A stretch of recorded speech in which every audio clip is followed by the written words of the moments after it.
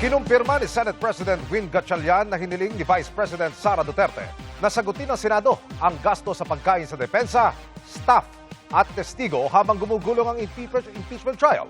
Sabi ni Gatchalian, walang pondo para riyan. Nakatutok si Ian Cruz.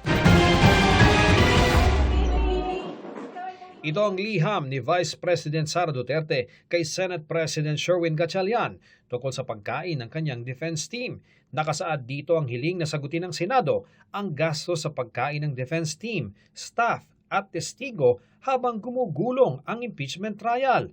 Dahil sa umunoy security concerns, nakalagay din dito na dapat magbula ang pagkain sa accredited caterer ng Office of the Vice President.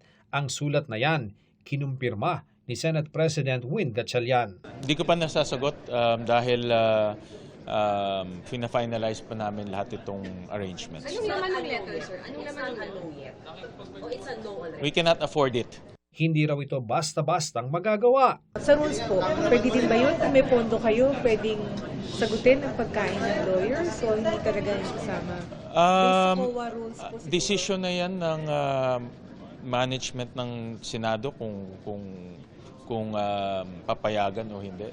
But it's a basic issue of budget. No? Dahil nga hindi kaya ng budget dahil meron tayong ibang gastusin at we have to prioritize of course yung budget hearings at committee hearings. No? So in short, wala kaming pondo para magbigay ng pagkain sa prosecution and defense. Sabi ni Senador Ping Lacson, chairman ng Committee on Accounts, tutul siya sa request dahil posibleng malabag ang government procurement law. Aniya, may sariling caterer ang Senado na dumaan sa regular bidding.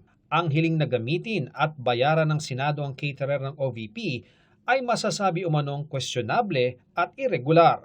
Nauna nang sinabi ni Lacson na nasa mahigit 26 million pesos mula sa budget noong nakaraang taon ang pondo para sa impeachment trial.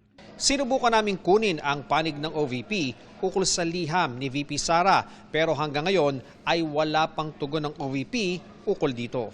Pero natanong sa paksa si Attorney Michael Wesley Poa ng Depensa sa pagtatapos ng Day 9 ng impeachment trial. I cannot, I can confirm na wala namang pinapayagan yata na ganun as far as I know, but I cannot dwell on the details kasi that was an OVP letter and the defense team has no participation in that letter. So baka best directed to the Office of the Vice President kasi hindi naman kami kasama dun sa pagpupulong at wala kaming any participation pagdating doon. Ian Cruz, Nakatutok, 24 Oras.